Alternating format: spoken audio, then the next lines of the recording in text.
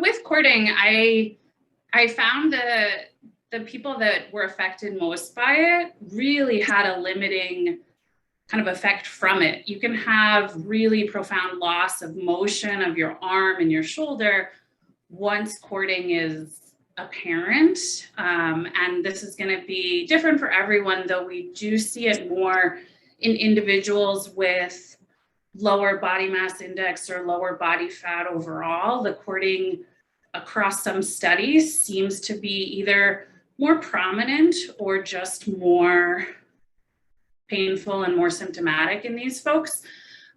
So kind of what do you do? What are the options? And, you know, there's various debate amongst therapists that manage cancer rehab and lymphedema rehab as to how to address cording. Should we be really, you know, aggressive and pop cords, and that can lead to potentially swelling after the fact? And can a system handle that without going into lymphedema?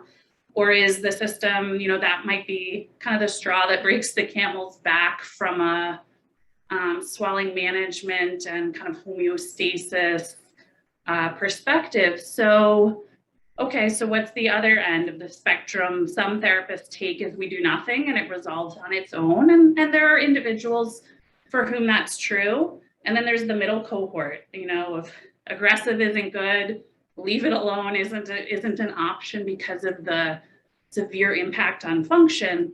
So what do we bring in? If there's no swelling apparent, do we need compression options? Yes or no? Can we try something even less aggressive, as, you know, even as conservative as a compression sleeve is? What can we do that's even less? And so that's always my mission, is kind of what's the least I can introduce to your system to get the most effect. And that's where taping, I think, can have a really profound impact for individuals looking for just something different. Start my demonstration. I'll go first with the easier of the techniques, which I mentioned can go along the pathway for lymphatic drainage, and then I'll kind of progress in terms of how advanced the tapes and the techniques are. So I'm applying this below kind of an area where I might have cording, rubbing along the length of the tape to help get the adhesive to warm up and stick better. Then I kind of, especially one-handed, wiggle this paper upwards to free it. You can then kind of grab it with your fingers, and just with like gentle tension to get the paper backing to come off, the tape follows suit. You can see kind of it rolled up a little, mostly because of where my sleeve is.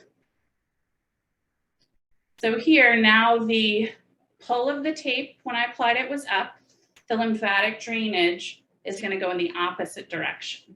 So cording can, for some people, feel like it extends all the way into the fingers. It can have this kind of interesting path, sometimes similar to, for therapists, along the path of different nerves or blood vessels. And for anyone without an anatomy background, just feels like this tightness, this pulling that you can provoke with certain motions, like extending your elbow, or it may feel like you can't even straighten your arm because there's such a taut band in there. You might even see little strings in the elbow itself as well, depending on the extent of the cording.